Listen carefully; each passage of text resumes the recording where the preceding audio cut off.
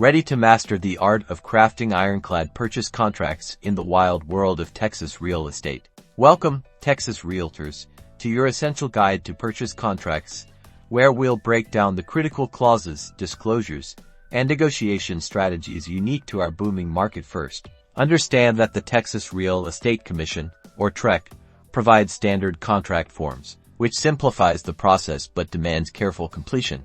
Begin by accurately filling out the property details, including the legal description, street address, and any included items like appliances. Section 2, the purchase price, requires careful attention to earnest money, down payment, and financing details. If the buyer is obtaining a loan, specify the type and amount. Next, dive into crucial clauses such as the financing contingency, protecting the buyer if they can't secure a loan, and the option period, granting the buyer the unrestricted right to terminate. Always specify who pays for the title policy and survey.